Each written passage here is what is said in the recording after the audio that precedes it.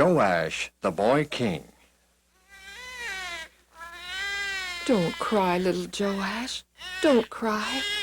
Someday you will be king and wear a crown on your head and sit on a golden throne. But if the wicked queen hears you cry, she will send her soldiers to take you away.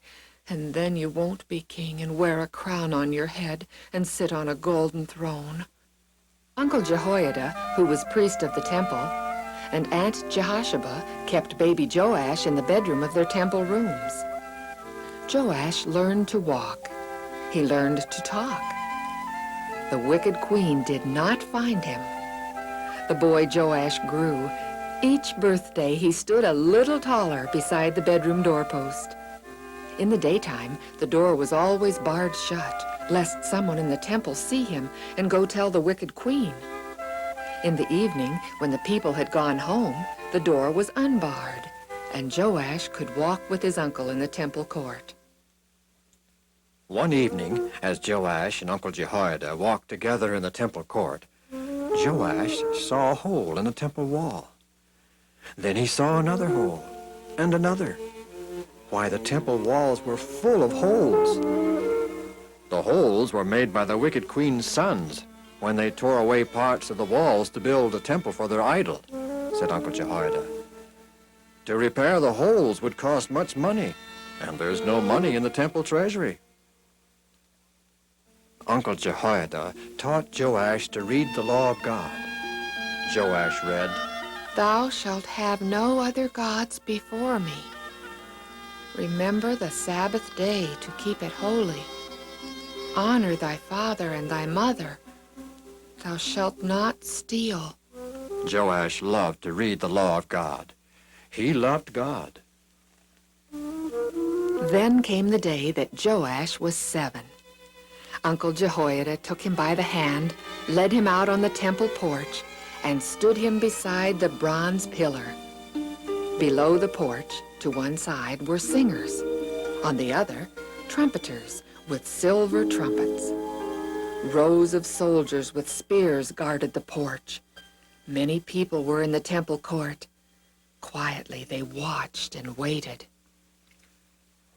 Uncle Jehoiada placed a scroll of the law in Joash's hand and the king's crown upon his head. Then, with a horn of sweet-smelling oil, he anointed Joash king of Judah. The trumpeters blew their silver trumpets. The singers sang songs of praise. The people clapped their hands and shouted, "God save the king! God save the king!" The wicked queen came running into the temple court. She had heard the trumpets and the singing. When she saw the boy king standing beside the pillar, she tore her clothes and shouted, "Treason! Treason!" She commanded the soldiers to take the boy away, but the soldiers took her away instead.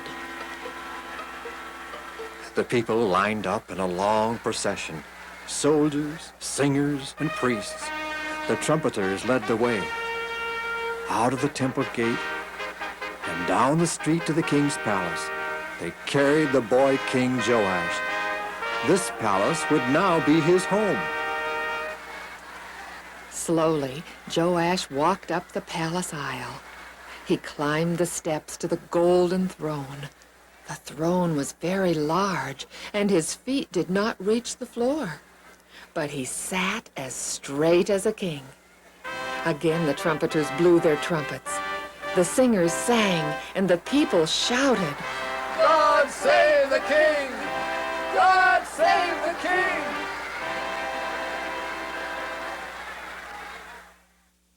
To be king was a big task for a boy. He would need Uncle Jehoiada's help for many years. King Joash remembered the holes in the temple wall. How could he get the money to mend them?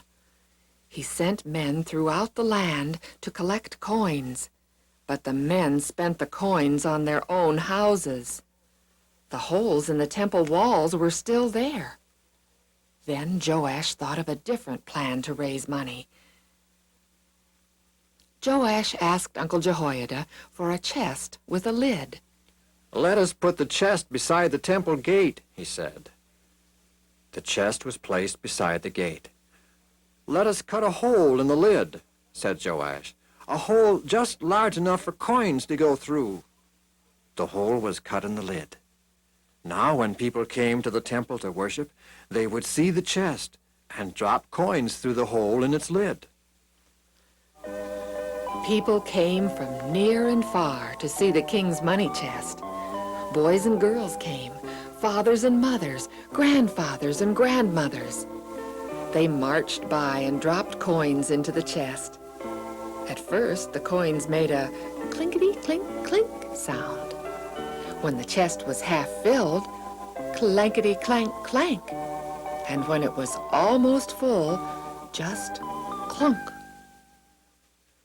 "Bring the chest to the treasury room," said Joash. In the treasury room, his helpers poured the coins into bags. The chest was again placed at the temple gate, and the coins went clinkety-clink-clink, clankety-clank-clank, and then clunk. Again and again the chest was filled and emptied into bags in the treasury until there was money enough to repair the holes in the temple walls. Stone cutters cut stones, carpenters sawed boards. Carefully they worked, for this was God's house. At last, the holes in the temple walls were repaired. Now, many people came to worship in the temple. They learned to love God, as did Joash, their king. God looked down from heaven and was pleased to see the beautiful temple, the worshiping people, and the young king on the golden throne.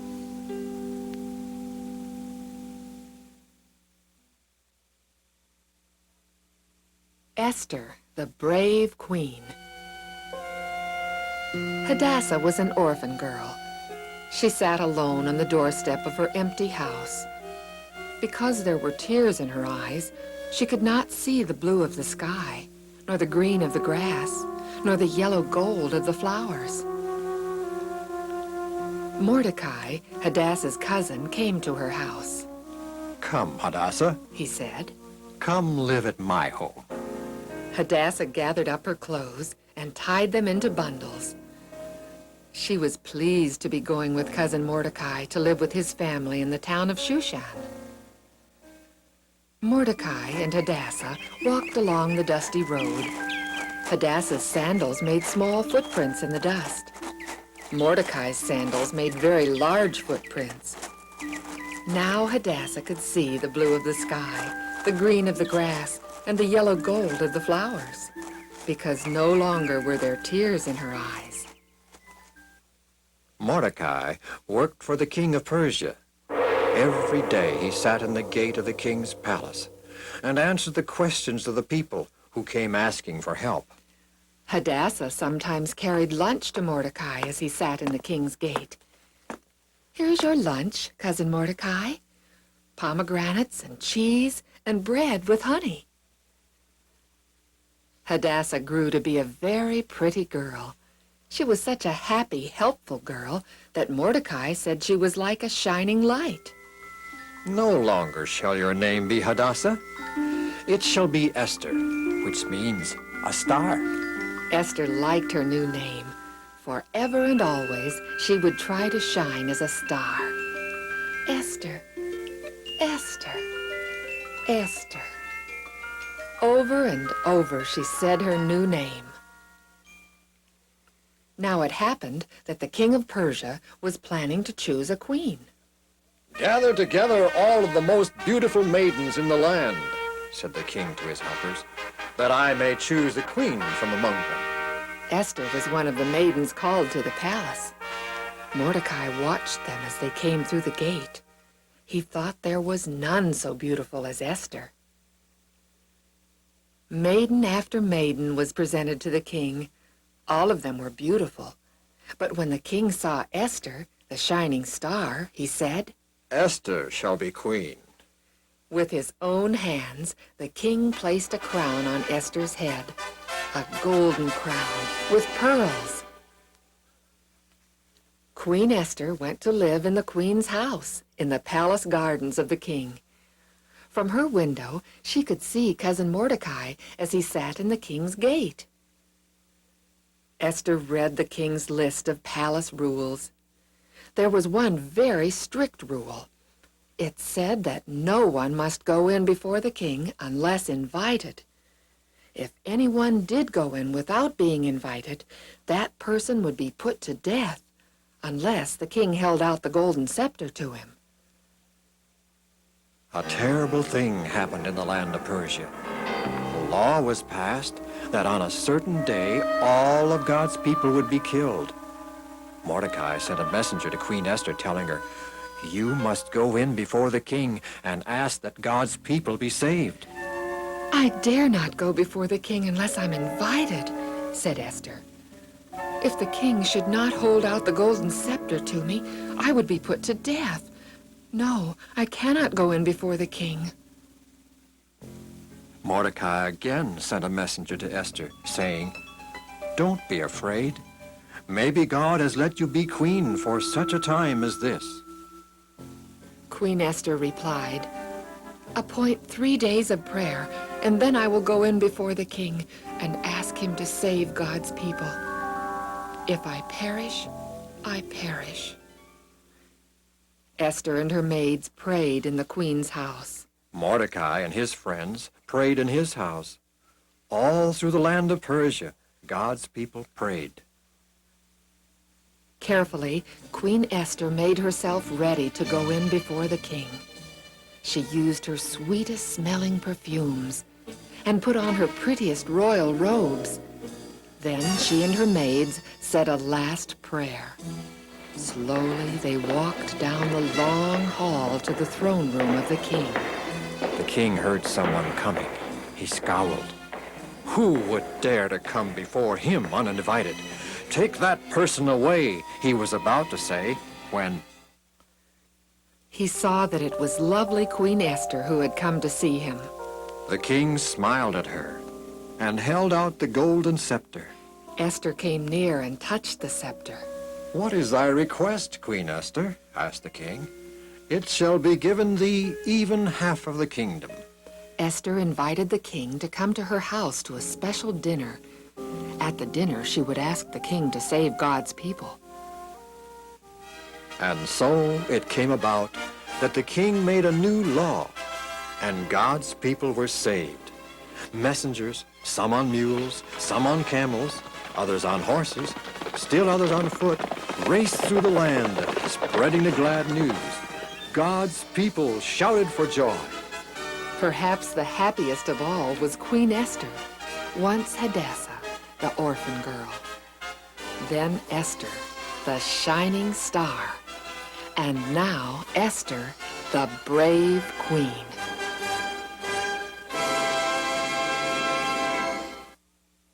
When God washed the world. In the beginning, when God looked at the earth he had made, behold, it was good, very good.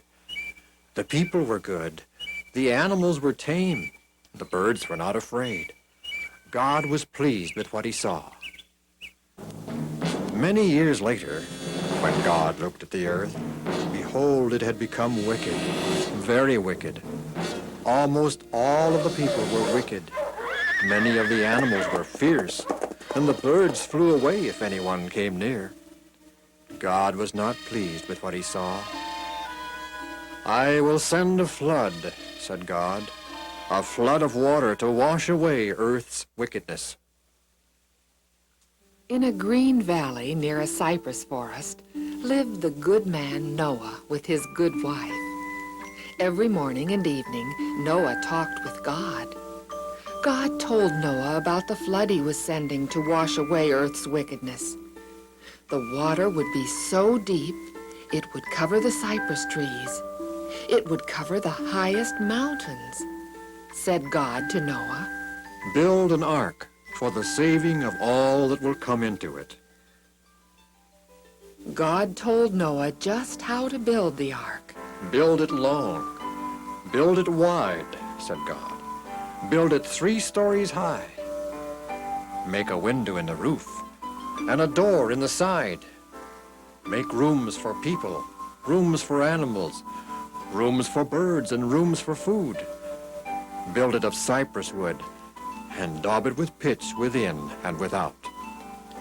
Noah drew a picture of the ark. It looked like a ship below and a house above. Noah hired workmen with sharp axes and saws to go into the cypress forest to cut down trees. From the forest came the sound of chopping and sawing and great trees falling. When a giant cypress fell, the ground shook. Bullocks dragged the logs into the green valley. There, men sawed them into beams and boards for the building of the ark. During the time of cutting trees and building the ark, 3 sons were born to Noah and his wife.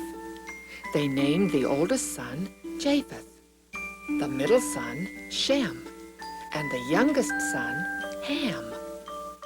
As the boys were growing, there were many things they could do to help their father. They could be water boys and carry water. They could gather pitch to daub the ark. They could ride and guide the bullocks. Years and years and still more years went by. Shem, Ham, and Japheth grew to be men. They married good wives. People came from near and from far to watch Noah and his sons and the workmen build the ark. Noah warned the people about the flood that God was sending to wash away earth's wickedness. But the people laughed at him. They said, "Oh, there has never been a flood, and there never will be." 120 years was Noah a-building the ark. But at last the day came when Shem had sawed the last board. Ham had pounded the last wooden peg, Japheth had daubed the last bit of pitch. and Noah had warned the people for the last time. The ark was finished. The door stood open. Noah and his wife went inside.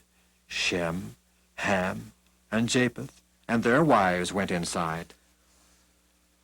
The people outside the ark laughed and laughed. "Ho, ho, ho," they said. "Where is the water to float your ark? "Who said there would be a flood?" It has never rained. It never will."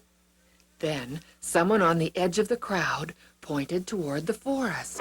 Look at the animals. Out of the forest came wild animals. From the green valley came tame animals. 2 by 2, some of them by 7s, the animals marched as in a parade, up the ramp, through the doorway, into the ark. 2 by 2, birds flew into the ark. Angels that couldn't be seen were leading the animals and birds to the ark. Inside, Noah, Shem, Ham, and Japheth guided them into stalls, pens, and cages.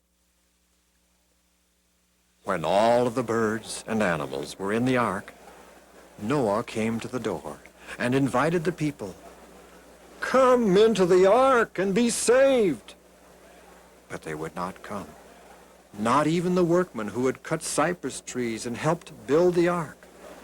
Slowly, slowly, the door to the ark closed. God had shut the door, and no one but God could open it again. Inside the ark, Noah and his wife, and Shem, Ham, and Japheth with their wives waited and listened and waited. But nothing happened that day, nor the next, nor the next, nor the next. 7 days Noah and his family waited and listened and waited. And then they heard it. Splat, splatter, splash. Rain fell on the ark. Splat, splatter, splash, pour. It rained harder. Noah looked up through the ark window. He saw angry clouds. He saw lightning. He heard the thunder roll and the wind roar. Flash, Crash, roar, pour! The animals were frightened. Cows bawled. Tigers screamed. Elephants trumpeted. But Noah and his family were not afraid. They knew God would take care of them. The water became deeper and deeper and deeper until it was a sea of tumbling waves. The ark rode the waves up. It rode the waves down. It tipped this way. It tipped that way. But it was made of strong cypress wood and made after God's plan. Noah, Shem, Ham, and Japheth had built it well. Day and night, angels watched over the ark. Safely it rode through the storm. 40 days, 40 nights it rained, and then the rain stopped. The ark floated quietly on the water. The animals and birds became less afraid. When Noah, Shem, Ham, and Japheth fed them, the animals made eager sniffs and snuffs. Monkeys chattered, birds twittered. One day, Noah felt the bottom of the ark scrape on the ground. Then it stood still. The water must be going down, He said. I will let a bird fly out of the window. Said Noah. If the water has gone down below the treetops, the bird will stay in the trees and not return. Noah first sent out black raven, and later white dove. But they both came back to the ark. Noah said, the water still covers the trees. Then one day, white dove brought back an olive leaf, and another day, she didn't come back at all. The water is drying up, said Noah. Days and days and more days went by, and it was Noah's birthday. He was 601 years old. Noah, Shem, Ham, and Japheth made the day special by removing the roof of the ark. They looked out and saw that the ark rested high up in the mountains. They saw trees that were uprooted and rocks tumbled about. But the ground was dry and grass was growing. Still, God did not open the door of the ark. Not yet. One day, after the grass had grown tall enough to give the animals plenty of food, slowly, the door of the ark opened. Noah opened the doors of the rooms inside, and the animals came hurrying out of the ark. They barked, they trumpeted, they squealed for joy. They rolled over and over in the cool green grass, and then raced down the mountainside. Songbirds sang, God is good, God is love, then flew away to find places to build their nests. Noah, Shem, Ham, and Japheth gathered stones and built an altar unto the Lord. The family knelt about the altar while Noah prayed. Thank you, God, for keeping us safe. Thank you for the good, clean earth. God answered by hanging a rainbow in the sky, the very first rainbow ever to be seen. He said, I do set my bow in the cloud, and it shall be for a token that the water shall no more cover the whole earth.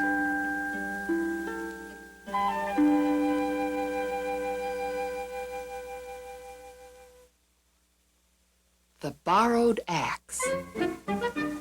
The boys of Prophet Elisha's school crowded closer together on their benches, trying to make room for the new pupils.